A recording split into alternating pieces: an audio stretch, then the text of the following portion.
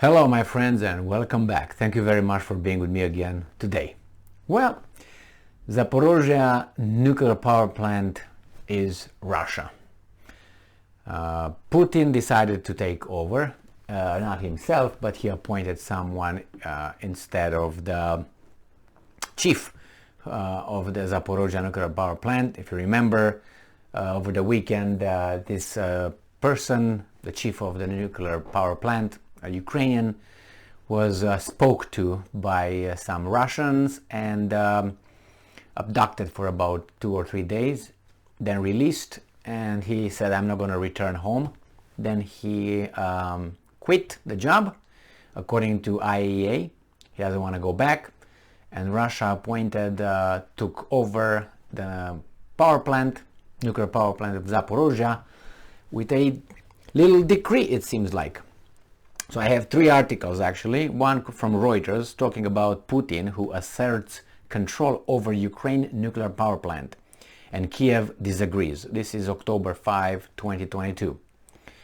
Russian President Vladimir Putin ordered his government on Wednesday to take control of Ukraine's Zaporizhzhya nuclear power plant, Europe's largest, as the UN nuclear watchdog warned that power supply to the site was extremely fragile.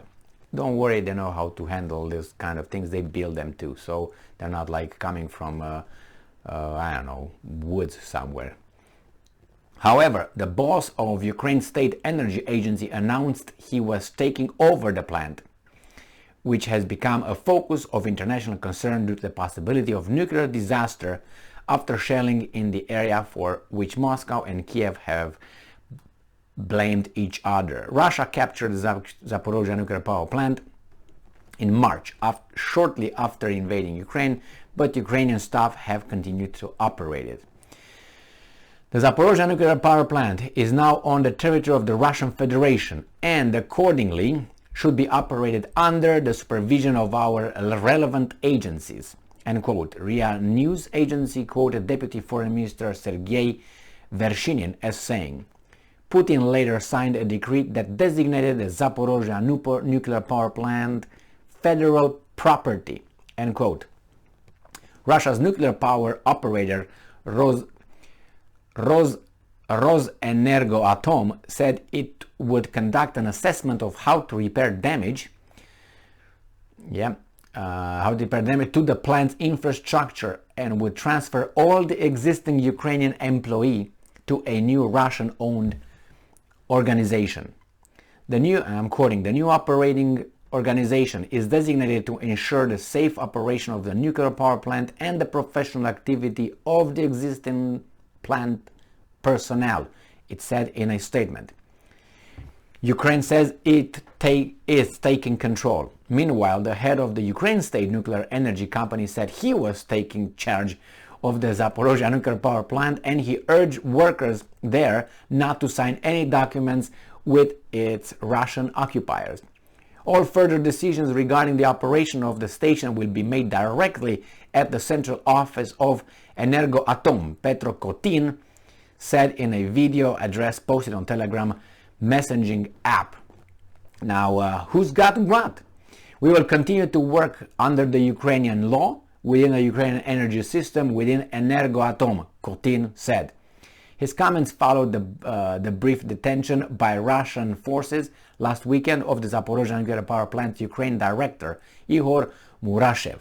The International Atomic Energy Agency later said that Murashev has been released but would not return to his old job. IAEA Chief Rafael Grossi is currently in Ukraine for further consultations on agreeing and implementing a nuclear safety and security protection zone around the Zaporizhzhya nuclear power plant as soon as possible.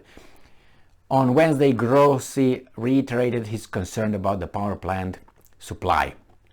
And Grossi is also due to visit Moscow.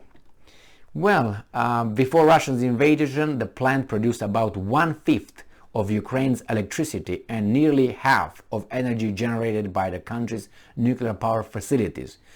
Russia acted to annex Zaporizhzhya and 3 other regions after holding what it called referendums votes denounced by Kiev and Western governments as illegal and coercive. Moscow does not fully control any of the 4 regions.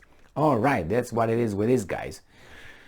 The other article that I have here, speaking of the same about the same issue, let me find it here. It says that Energoatom had Putin to take over the Zaporizhzhya Nuclear Power Plant. This is from the Ukrainian side. In accordance with the current legislation permits, the regulatory documents, I have decided to assume the duties of the Director General of Zaporizhzhya Nuclear Power Plant. Putin, you heard him before, said in a video message to Zaporizhzhya Nuclear Power Plant employees. Well, all further decision, I already read that one. So, according to Ukrainian law enforcement, the Russian military stopped Murashov's car on the road between the Zaporizhzhya Nuclear Power Plant and the nearby occupied city of Enerhobar and took him away by force. On October 3rd, Ukrainian nuclear operator Energoatom reported that Murashov had been released to Ukrainian-controlled territory. So, who's got it? Now, Zaporizhzhya, this is the third article. Zaporizhzhya Nuclear Power Plant had to leave his post after release from Russian captivity, says IAEA. So he said, I'm not coming back, I'm done. So now, who's in control of that? So Energoatom, right, the Ukrainian company, they say, no, it's under our jurisdiction. Obviously, the guy who got the gun has the power, in this case, Russia.